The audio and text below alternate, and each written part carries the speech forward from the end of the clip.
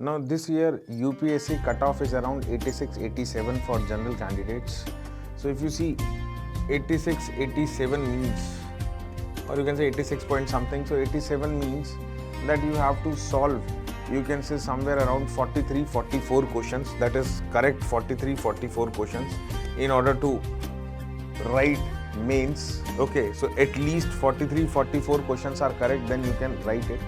Now many students I have seen, like these days they are calling me, sir, that we are not able to solve so and so kind of questions.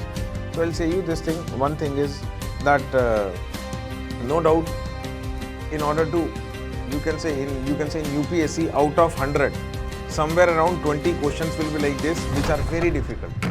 तो 20 questions ऐसे ज़रूर मिलेंगे आपको जो काफ़ी difficult होंगे, हो सकता है कि आपने सुना भी ना हो, क्लियर, हो सकता है कि आपने सुने भी ना हो, क्लियर। तो उन क्वेश्चंस को लेके पैनिक मत करो।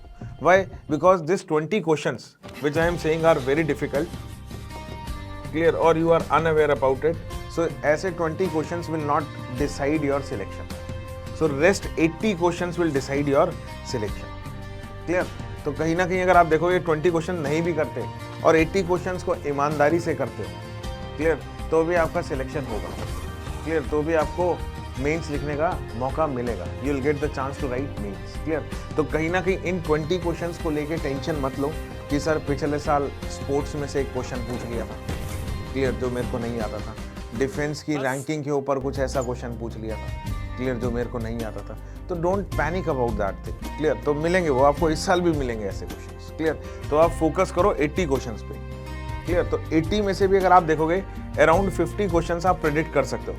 I am not saying exact question, but आप टॉपिक्स को प्रेडिक्ट कर सकते हो कि इस टॉपिक में से क्वेश्चन आ रहा है, इस टॉपिक में से क्वेश्चन आ रहा है, so that you can predict those, you can say 50 topics which help you to score, और you can say clear your cut off, clear. तो प्रॉपर स्ट्रैटेजी के साथ प्रिपेयर करो, कुछ ही दिन रह गए हैं आपके, क्लियर। तो उस कुछ दिन को सही तरीके से आप यूटिलाइज करो।